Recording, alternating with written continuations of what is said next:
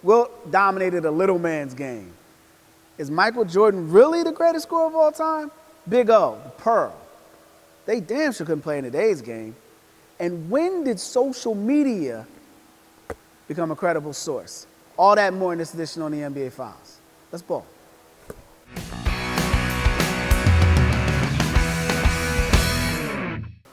It's that time again, Hoops fans. I'm Kwame Fisher-Jones, Roy Burton, and this is the NBA Files.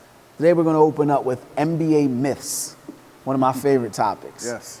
Home here at Overbrook High School in West Philadelphia. Home of one of the biggest NBA myth havers, possessors, however you want to phrase Legend. it. Yeah. Arguably the greatest basketball player of all time. Indeed. Wilton Norman Chamberlain. Right. Now, one of the myths that circles around Wilt is that Wilt only played against short, fat white dudes. Yeah, like 6'1" white guys who couldn't jump, who couldn't run. That's like, everybody's been perpetuating this and for like 50 that bothers years. me because it usually comes from people who haven't seen him play Right. and want to elevate Michael Jordan. Right. It's weird. It's usually right. it's all that usually comes back. They want to elevate Michael Jordan. Right.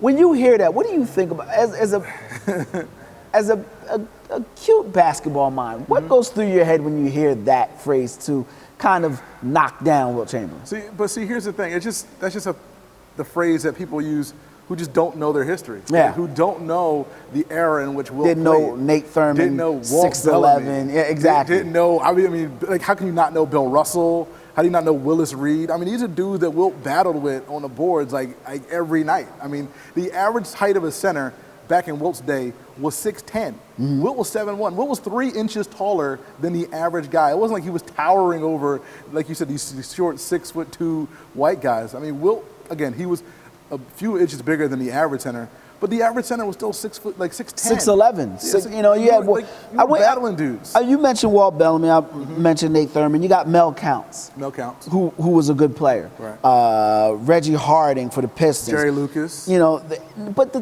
big thing about it, not only did he play against 6'11" dudes, he played at a time where jailhouse rules were prevalent. Yeah. Not only did he play against racism, I mean, you got guys, remember, we told the story about Kyrie Irving not playing because of bed bugs. You know what I mean? Yeah. He didn't play because of bed bugs. Wilt, Russell, Bell, those dudes didn't sleep in beds the nights before games. They had to go through a service entrance. But they played in an era where jailhouse rules were prevalent. You could tackle a dude. Yeah. You could literally tackle a dude. Russell way played more with a dislocated eye socket. Wilt played, there's a story that he played with a broken leg. I don't know if that's physically possible, but we know he at least played with Wilt. it. See, I don't know, man. Like he's such a big, like you said, such a legend. You like try, the story is you so try legendary. to separate, but you go through the statistics. This dude led the league in assists, total assists, and Total assists. that's baffling when you think about it. Yeah, they said he couldn't be. All he did was score. He's like, you know what? I'm gonna show you that I can do more than score, and led the league in assists. Not only did he lead the league in assists, but quickly. Yeah. Give me 2 great players that Wilt played with in his prime.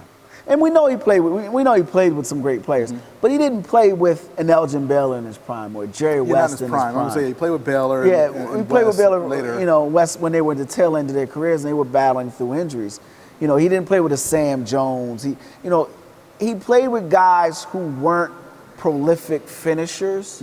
He played with guys, Chet Walker was a good player. He played with guys who were great players, but not the best at their position at a time when everybody else had the best at their position. Right. So to lead the league in assists is a testament not only to his talent, but to his basketball acumen. And it takes me back, again, to one of the big myths that he was not or is not a top 5 player of all time, and I fell victim to that. I at one point had Hakeem Olajuwon over him. Ooh, wow. They didn't keep blocks. Wow, they didn't keep blocks as a stat when Wilt played. Could you imagine how many quadruple doubles he would have had at that point? He would have racked up quadruple doubles like crazy. Like there was this one story, not to cut you off. There was this one story that I was listening to Dr. Sonny Hill the other day, and he said that Wilt Chamberlain had a game against Detroit, and if they had counted blocks, Wilt said that he had 25 blocks in that game against the Detroit Pistons.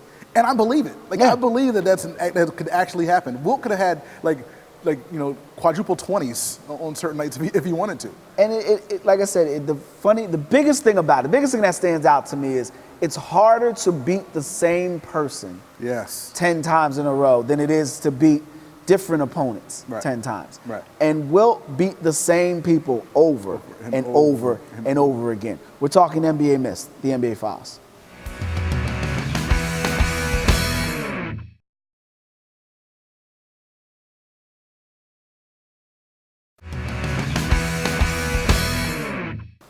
Welcome back to the MBA Files here from Overbrook High School, West Philadelphia, home of the great Wilt Chamberlain, as we discuss NBA myths here in the offseason. And we'll get into some Sixers stuff, and we'll get into a lot of things. But we open the door with Wilt.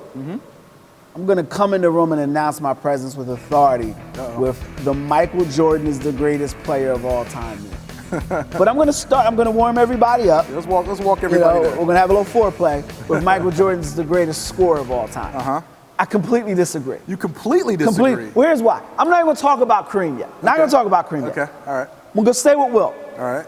Wilt holds 4 of the 5 top scoring records in NBA history.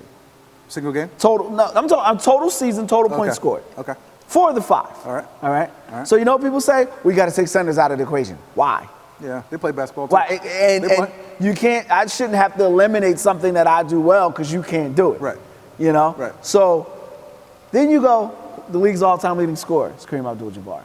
Kobe Bryant has more career points than Michael Jordan. So I know you subscribe. Well, Kobe played more years, but okay, continue. Go ahead. It's not his fault he didn't quit. I'm just saying Kobe played more years. Jordan quit twice. If you have more time to accumulate stats, you're going to have higher stats. Or if you don't quit. If you don't quit. I mean, longevity and consistency is part of the equation. Something you have to consider. So I know you subscribe to the Michael Jordan is the greatest zombie terminology. I know you believe that. That he's the greatest zombie? No, I don't think he's the greatest scorer of all time. Really? I thought you did. No. Wilt's my guy. I'm a Wilt guy. That's right. I forgot. I'm a Wilt guy. You're a Philly dude. I'm a Philly guy. We're Overbrook. I can't not be a Wilt guy. I'm a Wilt guy. So for the sake of argument. For the sake of argument, I will play devil's advocate and make the case for Michael Jordan. Well, you don't think it's a far-fetched. See, I think it's adamant. See, I don't think it's. Mike has he has the second best scoring average of all time. He does. But he played less games. Use his logic against him. He has the second best scoring average. Played less games. If he played as many games as Kobe Bryant, he would have more points than Kobe Bryant. And I mean, that's if my father had breasts, he'd be my mother. But we're dealing with actualities and what we have here. Oh man. No, come on, give me because he didn't score the most. He's not even third in the most points scored in an NBA game. So accumulation, the total number of points is what you base best scores of all time. I base it on performance. Will's got 100, Kobe's got 80. Where's Mike? Mike ain't even got 70. How many 50 games Mike got? Mike got a lot of those. AI's got back-to-back 50 playoff games. Do we elevate him into the equation? Mike's got a lot of 50s as well. Okay, he's got a lot of 50s. That's good.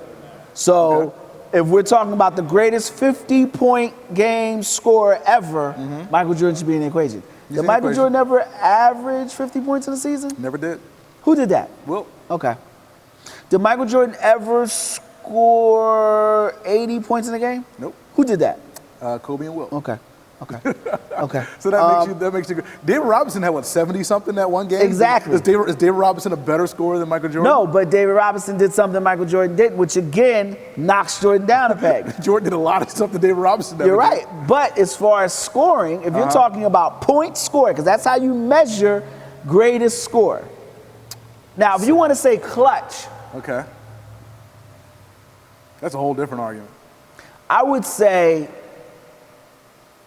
if you're saying clutch, I would give him the second greatest clutch player of all time. Michael Jordan. Yeah.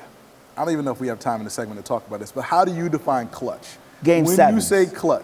So game sevens is clutch. Well, here's why. Mike never even get Mike never got to a game seven, and that's why I say him clutch. But the reason why is because, he didn't get to a game seven. So that makes him second, and you can make arguably third. But when I think of a guy who has more rings than fingers, a guy that had 40 rebounds in a game seven, I can't push him out of the way for a guy who didn't perform in a game seven. Now, talking complete basketball here, one of the things I love about Mike, and we'll talk about scoring, I think we both agree, so I'm gonna redirect the conversation. Okay. I love his mentality. He may not be the greatest scorer, but he was I don't think anyone had a more killer instinct. I agree, 100%. Freshman, North Carolina, 3 top 5 picks on the floor. Right. I'm shooting the ball. I'm shooting the ball now. You know that wasn't for him. The play was not drawn up from Mike. Mike said that. So that's why it's funny to me when you hear people say, "Oh, well, this guy stays within the offense." Tiddly-poo. Yeah. Mike said, "Nah, this is what I do. No, this is my moment." You know, like I am Starts the and ends offense. with me, and it carries us over to the next segment with "There's No I in Team," which we're going to get into. NBA Files.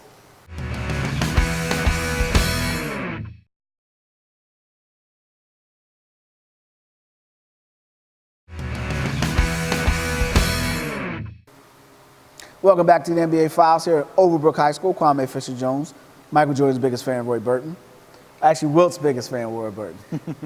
Now, we're 2 guys, completely different spectrums as far as NBA titles. Although Mike has 4 more than Wilt. I don't think that makes him a better player, but I think that puts Michael in a different stratosphere. But they both shared a common denominator around great players.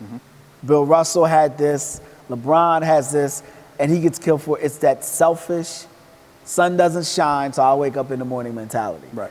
And everyone loves the story that Dean Smith pulls Michael Jordan aside and tells him to calm down and tells him there's no I in team. No one ever talks about Mike's response, which was, no, but there's an I in win and 2 I's in championship. That's right. Next biggest NBA myth. That you cannot have a selfish ball player. That's the silliest myth. That might be the silliest NBA myth ever. You know, and let's put context in. You can't have a guy that dominates the ball. I call this. Yeah, you can. I call this. Yeah, you can. You know, and you put film on. Let's take it back past Mike. Right. Let's take it to the first ball dominator, little man, to lead the team to the title on Isaiah Thomas. Exactly. He was known for the 23-second. I'll go ahead and pass the ball in the last 3 seconds. Pound. All right, I'll pass. Yeah, you know, and so that and again, there's no I in team, but there's a me. There's 2 I's in championship and I in win. Where do you think this myth comes from? Do you think people are just enamored by teams like the Spurs who go out there and play team basketball and don't have a guy necessarily, at least in the more current iterations of the Spurs, have a singular guy who dominates the basketball? Is it because that's what people think of when they think of great basketball teams, or is it like, where's this coming from? Because clearly you can have selfish guys win titles. I mean, we saw LeBron. Selfish, yeah. Like, we see LeBron James. We saw what he did after going down 3-1 against the Warriors. He knew he had to What did he do again? Tell me what he did again. Down 3-1 against the Warriors, brought his team back. And what did he do though the next game when he was down 3-1? How many points did he drop again? Like 40 something. Yeah, 40 something, like almost a triple double. And that's LeBron's calling card. That's what LeBron does. If we go down, I ain't leaving anything in the chamber. Like, there's nothing left in the chamber. You can have selfish guy. You should have a selfish guy if you want to win a title. Again, the Spurs are an outlier, folks. I mean, that's the way it is. You know, and it's funny. It's a great question. It stems from the cover up the pretty girl. Like people fall in love with the aberration because they don't want to embrace the norm. Right. The norm is you have to have a dominant personality, not just player, personality, to accept the culpability or responsibility of the failures and take it on us. Like the strong have to lead the weak. Okay. Like we know that. So when you say that, or you may ask when you pose that question, it's a great question because I've always said that the reason why the Sixers didn't win in titles because AI didn't embrace being a leader, and he wasn't selfish enough, you know, and that question kind of points to that as an answer. It comes from the coaches who don't know how to handle that personality. That's good. Yeah, that's a good point. You know, that's a good point. It's the Robin Harris comedian line. I don't want a pretty girl. Give me an ugly girl. Ugly girl ain't gonna talk back. You can say whatever you want. The ugly girl, she's just happy there. You know, the guy that's not talented, the Kyle Korver, the Riley Coopers are gonna respect the Chip Kellys and the Larry Browns because they haven't won. Right. So they're just happy to be in the league. And if this guy asks me to run through a wall, I know I'll be in the NBA. Conversely, the AIs and the Michael Jordans are gonna tell the Kevin Locklears, man, listen. Yeah. I'm going to be here. They buying to see me. They not coming to see your damn offense. Exactly. So that's where it stems from. That's where it comes from. And it hurts us as fans because you have dodo birds that believe that.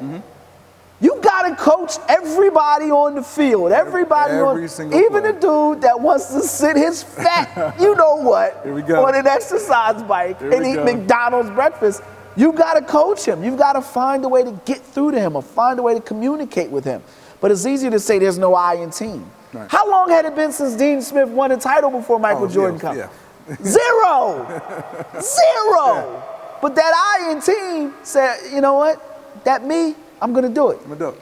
Then we're going to come back and talk some more NBA myths. We're going to talk transitional players, but 50s to now. Roy Burton, Kwame Fisher-Jones, NBA Files.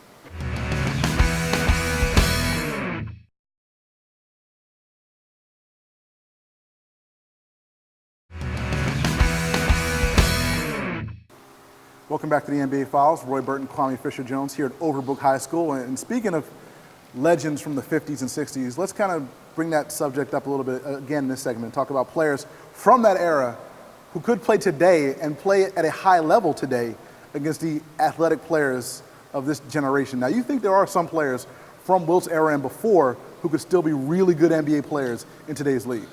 You know, I actually believe, and when you say high level, I say dominate. Dominant.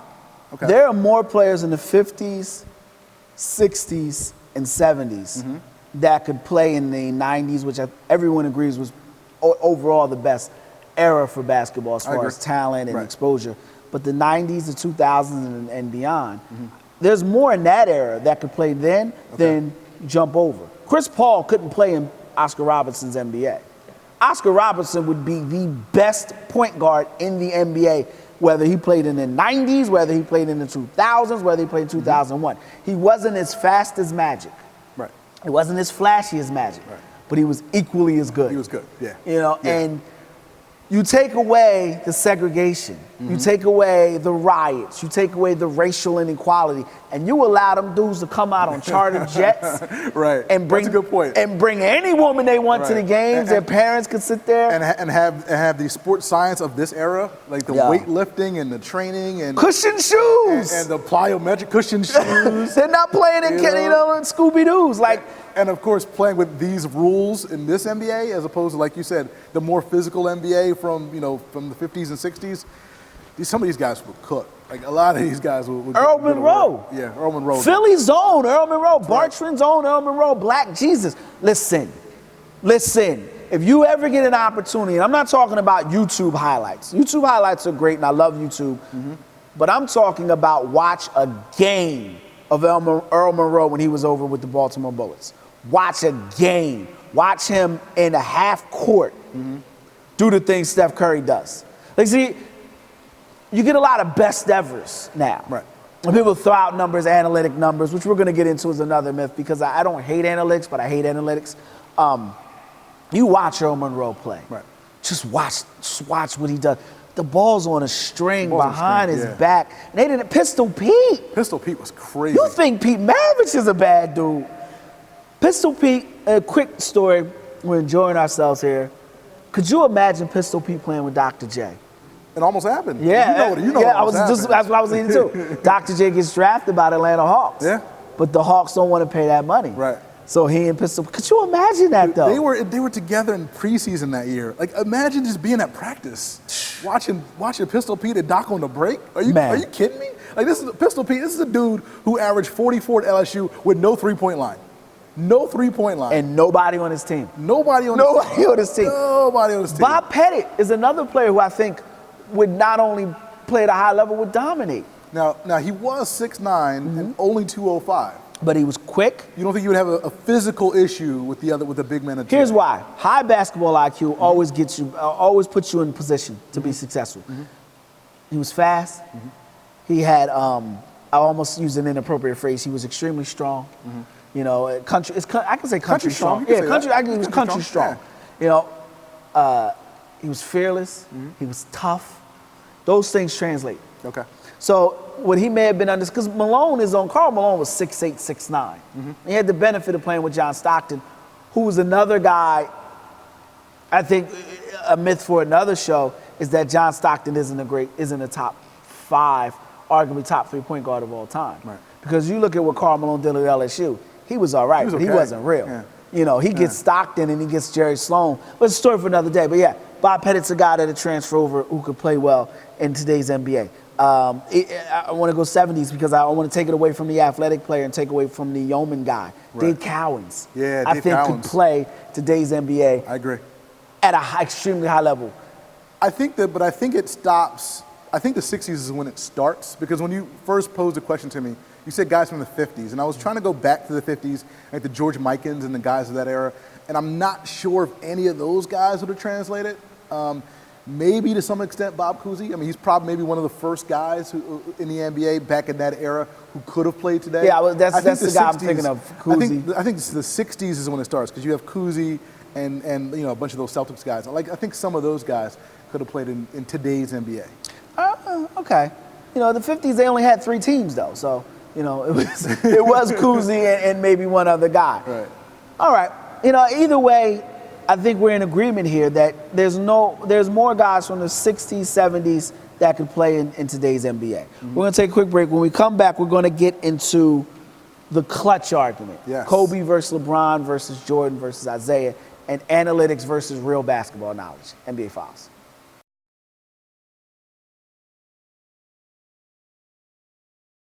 Welcome back to the NBA Files, broadcasting from Overbrook High School on a sweltering August day, and it's about to get a little hotter right now. Yes, sir. Analytics meets archaic NBA scouting.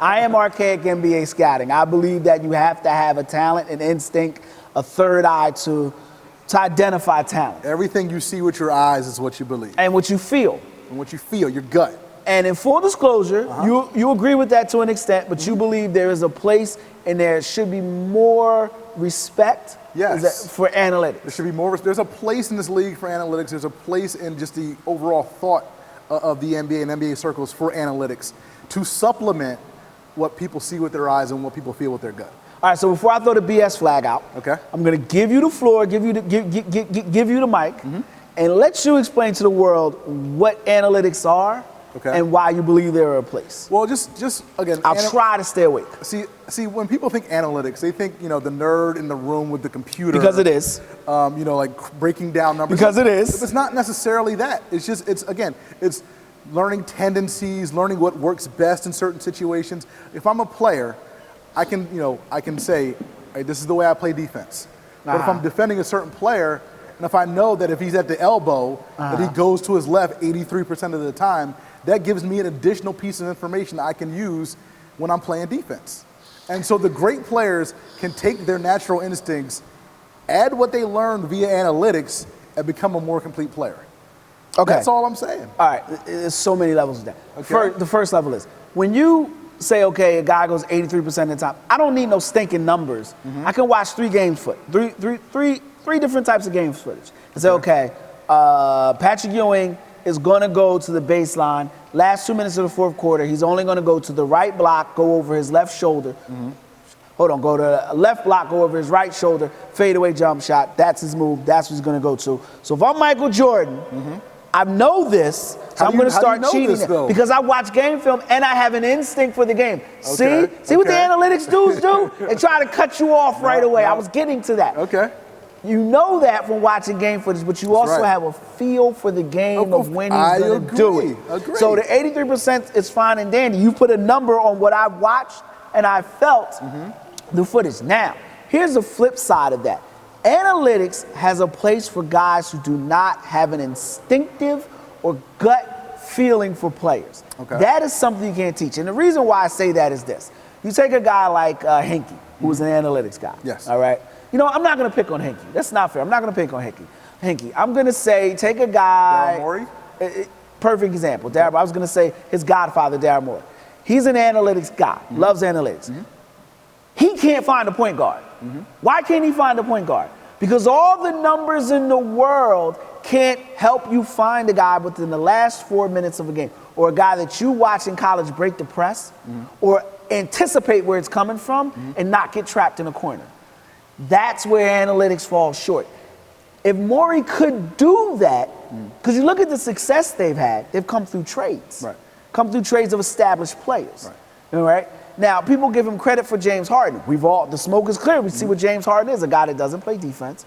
Right? And he was moved from a guy from Sam Presti who has what? Basketball instincts. So you need, analytics are good to a point, but I can turn on a tape and tell you if a guy can play like that. You don't think Sam Hinkie and Daryl Morey can do that? No. We know Sam Hinkie can't do that. I'll tell you why. He could not project that Dario would have the problems he would have playing against bigger players, stronger players, and guys that had an opportunity to watch him. Because analytically, he was killing in the under and the Euro leagues. Yeah, but how do you know Dario's going to have those problems against bigger players? Because you can look at the way he plays, and the first thing I did when I watched him play, and I know we can push against it, so we're going to carry this conversation, but it's a great question. The first thing I did when I watched Dario play, I didn't watch him against the competition that he was playing against. I watched him based on NBA players that he was going to have to defend, because you have to defend to win. Absolutely. And guys, where he would have an advantage. So we're going to take a break. We're going to come back. We're going to talk more about analytics and get more into Dario and Sam, because this is a great question. Roy Bird, Kwame Fisher-Jones, Overbrook High School.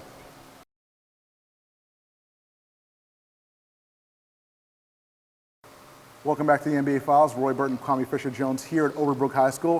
And we're going to bring it back to the question we ended last segment on, and taking it back with analytics and with Dario Saric, because I believe that Sam Hinkie can break down a basketball player, can understand what he saw in Dario Saric and his strengths and weaknesses. But when you watch Dario Saric, what is it that you think you saw in Dario Saric and his ability or inability to defend bigs that Sam Hinkie didn't pick up on?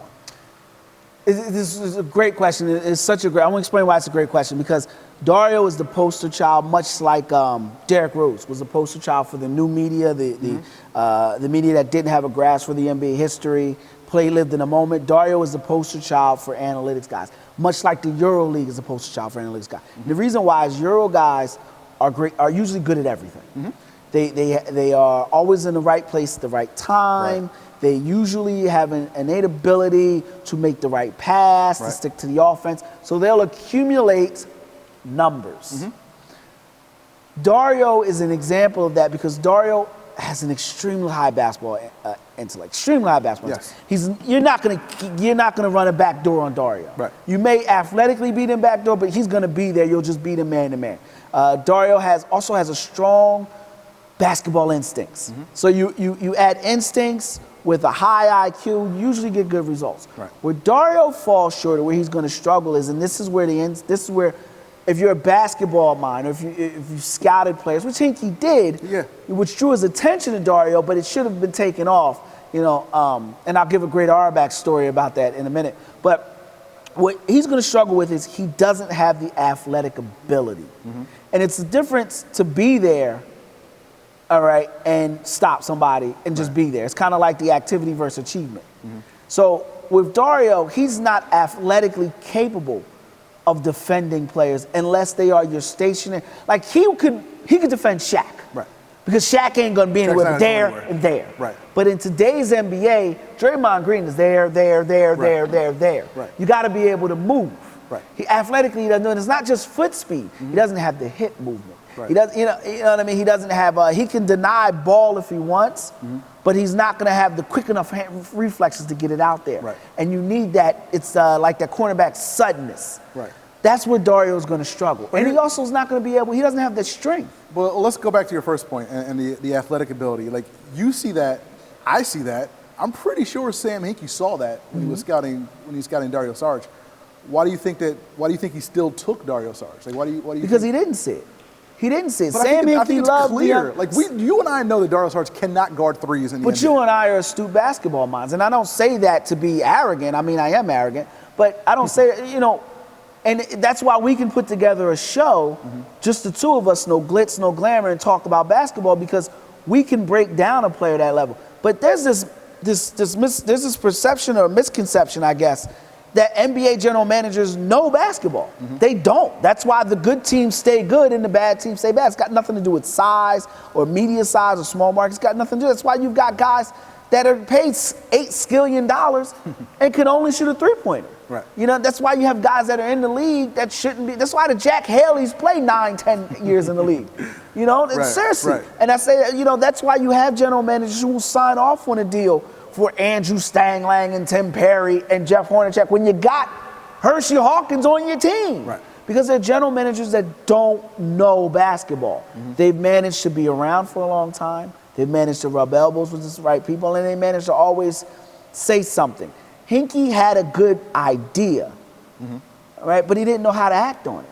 I get, you know, and he drafted Dario because for him it was the unknown. Right. It was, well, you know, he'll be able to transfer over. And when he drafted Dario, he was maybe a year removed from where he was killing guys in the under 19. Right. But in the under 19, you have guys that don't know basketball, guys that'll quit. Right. It doesn't matter to them. Right. So, you know, and you're being told, is Dario dude's nice, Dario dude's nice, Dario dude's nice, and you see him dunk, you know, you see him dunk on a guy that shouldn't even be playing in a CYO league. So that's why he drafted him. It's the same reason why he drafted Embiid. Because he saw Embiid play this much. Right. This much. Oh, you know, he'll be good. You know, So, I mean, but that's the thing. You can say the same thing about basically every other NBA GM. not Because necessarily. we barely, no, I'm saying R.C. we barely Buford see doesn't these make guys, that though. mistake. I'm saying, I said almost every NBA. I mean, there's a handful of guys, R.C. Bufords, Sam Presti's. Sam Presti, whoever you want to put in that list, Jerry West, whoever you want to put in that list of talent evaluators at the NBA level. But most of these guys we don't see these guys play. Like, we barely see these guys play against high level competition before they're drafted. So all these guys are making the same mistakes, is what you're saying, right? Yeah, yes, they are. And we're going to piggyback that. I just don't want to pick on Sam Hinkie or No, I do want to pick on Sam Hinkie because it's a Sixers fan. Or analytics guys or any of that. It is analytics guys because Okay. the analytics guys now have this. They come to you with the computer and they give you these fancy numbers, and you think, oh, this guy knows what he's talking about. Right. You know what I mean? Right. So that's why the analytics guys are the guys that are getting the jobs. They're the guys that they're creating positions for. And I don't want to say true basketball because it's not. I don't want to say true basketball. Yeah, I don't want to. Yeah. Because analytics guys still have a passion for the game, but an archaic or conventional basketball mind is being pushed to the side. There's a place for analytics if there's a guy that you're kind of on the fence with. Okay. Like, I don't know if this guy can do it. Well, what did he do against? Give me the numbers he did against guys that were 6'10", who were coached by guys who produced the most NBA talent last 5 years. Those are numbers I want. Okay. Can you get me those numbers? Sam Hinkie can get you those numbers. The problem is, and you use the great phrase, talent evaluation. That's where, and it's Red Auerbach goes to scout Bill Russell. And he sees Russell and he's watching him and he's like, this guy's special. But he knew that he was smarter than most of the guys in there. Right. So he felt like if he could duke those guys, he could make his way because the Celtics didn't have the number 1 pick that year. Right. It was the St. Louis Hawks, I believe. St. Louis Hawks had that deal. Yeah. Right? So it was either St. Louis or Rochester. So Auerbach gets up. Damn it, why did I waste my time to come see this guy? He can't play. So he leaves. So everybody's like, oh, this guy can't play. They're going to let him go. It was either Russell. It was Russell. I think you're right. So everybody thinks he can't play. So then phase 2 of the plan is to convince the Hawks not to draft him. Well, the Hawks will want him anyway because Russell's got all this money. Russell's going to want all this money, and he's black, and St. Louis still has problems now with racial diversity. Yeah. You know, so they decide they're going to pass on Russell.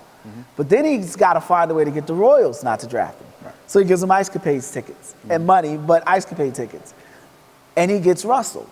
And the Celtics go on an unbelievable run. That's talent evaluation, but that's also a general manager. Right. Some of these guys may not be great talent evaluators, but they're great deal makers. Yes. Daryl Morey's a great deal maker. He always finds a way to make good trades to get guys that are noteworthy in. Right. So that's where his strength. Talent evaluation is, because if it was, Patrick Beverly wouldn't be on that team. See, I think Patrick Beverly's fine. He's not the point guard you need to lead that team. He's not the point guard you want for a team to compete for an NBA title. No, he's not. That's the plan. Okay, he's not. That's the plan. I'll agree with that. You know, and he shouldn't be there. But talent evaluation is where guys fall short. And we're talking NBA myths. Hinkie, you know, we're dealing right now and transition right now with a guy like Nerlens Noel. Right. Nerlens Noel has talent. I'm hard on Nerlens, and I'll continue to be on him because, damn it, 12-foot jump shot every day. You should have one. 2 a quarter, 8 points, 2 rebounds, couple dunks. You're a 14-point-a-game score. Now you're in front page of the paper. Now you're in NBA All-Star games, but because you can't solidify that 12-foot jump shot, you're in 8 points a game. Seriously. Yeah. You want to put the ball on the floor. But anyway, I digress. Or I progress to the next phase. Nerlens Noel is the guy. The Sixers don't know what to do with him. Colangelo knows he has something. Right. So he's not trying to give him away for pennies on the dollar. Right. But Nerlens is like, I want out. So now we have an impasse. Ladies and gentlemen, what we have here is a failure to communicate. Because we have a talented player, Right. but we don't know what to do with him. On the spot for him.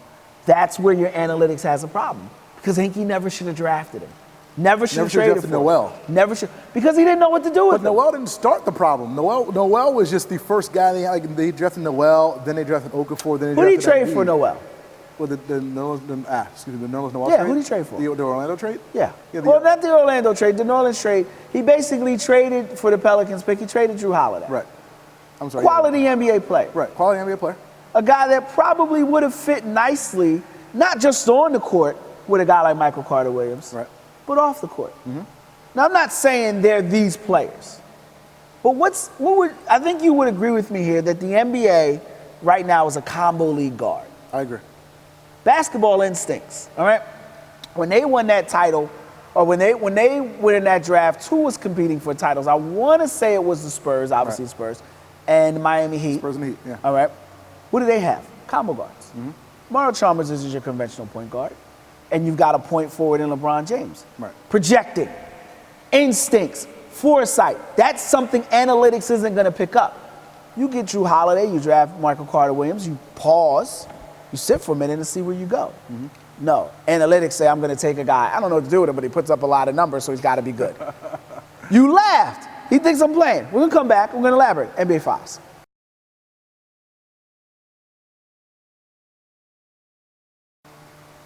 Welcome back to the NBA Files here from Overbrook High School. Burton's been on it today. He's posed some great questions. Before we went to the break, you asked me, or you kind of made a statement or a question in the form of a statement.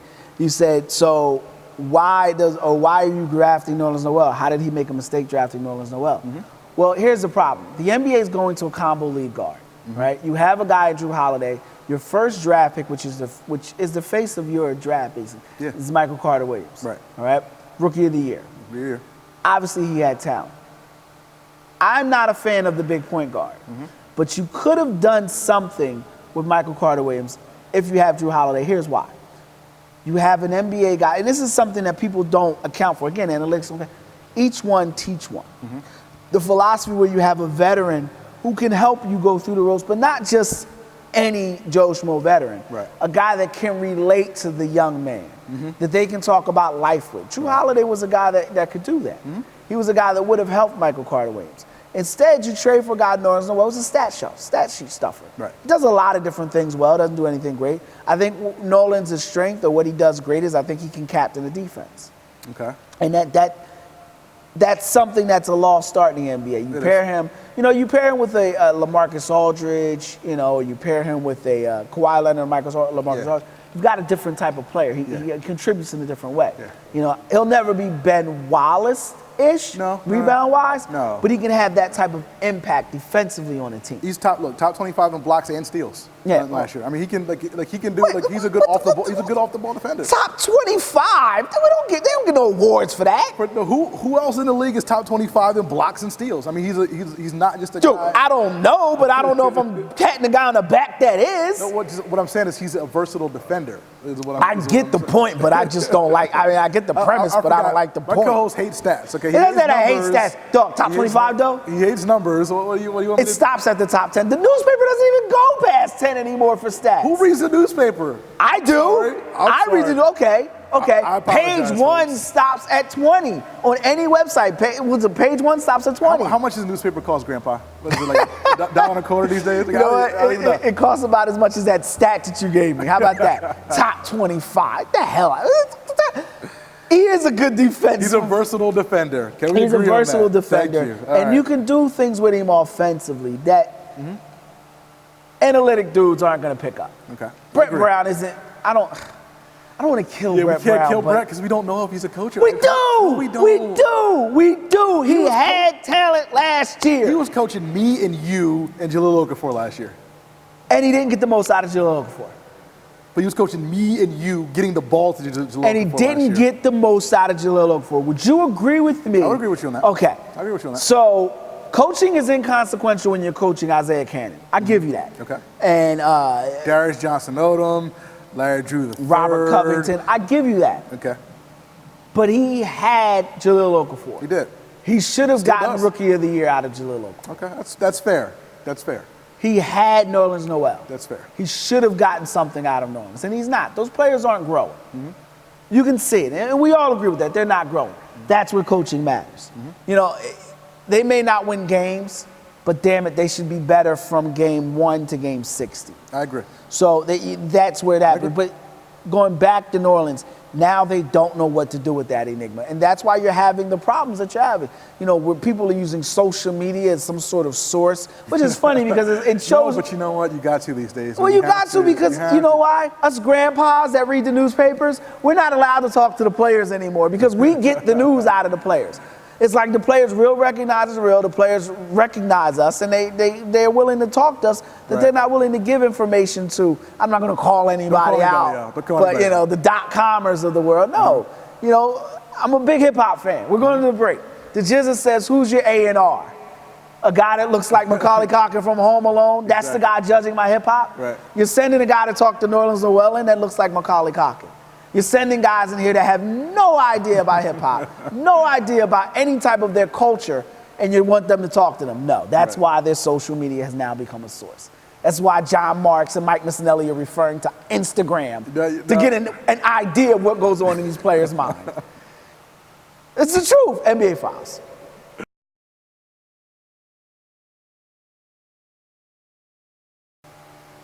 Welcome back to the NBA Files. We're talking New Orleans Noel specifically. He is being rumored to be traded per Instagram and Twitter. Facebook. And Facebook. Yeah, I forgot Facebook. Yeah. The book is now a source. Thoughts on this whole thing that's going on right now? You know, people are using what he is or isn't saying. There's a lot of female lack of masculinity reporting, insinuating going on. Can I just make one point though? Please do. Because that's, I mean, we talk about this young generation a lot. This is how the young generation communicates these days. I disagree with that. No, it is, man. I disagree with that. This is how they get it. This is how they fall victim to thirst traps. This is how they, you know, they try to rap the young ladies. But you can still talk to these dudes and get information. But what I'm saying is, how many times have we seen LeBron James passive-aggressively go after teammates on Instagram? You know, the Kevin Love, you know, don't fit out, don't fit in, fit out, and all these passive-aggressive posts. This is how these guys communicate. So when New Orleans Noel, you know, takes down all the Philadelphia stuff from his Twitter page and puts Boston strong and I love my city, he's sending a message because that's the way these young guys send messages these days. They don't, you know, it's not the same. It's not the same anymore, man. I agree with you that they do use that as a source, but it's because there's a lack of relation between the media, specifically the people that cover these guys and cover these teams, and the players. You know, it's not just about coming from an urban environment. Right. It's about a culture in which you're being thrusted into. Right. And no one looks or sounds like you, so you have no way to communicate with them. So if Charlie comes up to you and says, hey, I hear, I'm hearing that you want to be moved. Nah, I don't know what you're talking about. Right. No comment. Right. But then you go to and also social media doesn't clap back. There's no second follow-up question there. Right. There you go. Right. You know, but look, I think it's much to do about nothing. I think it's his way of starting something because nobody's talking about him, and he is still a professional athlete. He is one of those guys that has that selfishness in him, which I do believe will make him into a viable NBA player. I think it's much to do about nothing. We're going to dive into a couple other things in the overtime segment. We're going to talk about New Orleans Noel there. But more importantly, I just want you to tell me if he's going to be moved. Yes. He'll be moved. He'll be moved before the season. All right. Where is he going to go? What are we going to go? I know we're pushed against it. Quickly. Okay. What is acceptable return on an New Orleans Noel deal? I can't give you a player or a picks, but I'll say 75 cents on the dollar. You're not going to get equal value for New Orleans Noel, but you'll get something close equal value that you can live with. And on that closes out the segment of NBA Files. For Roy Burton, I'm Kwame Fisher-Jones, broadcasting from Overbrook High School here in West Philadelphia. As always, we appreciate your time of year. Make sure you tune into the NBA Files for overtime footage as we're going to carry on this conversation. Till then, be easy.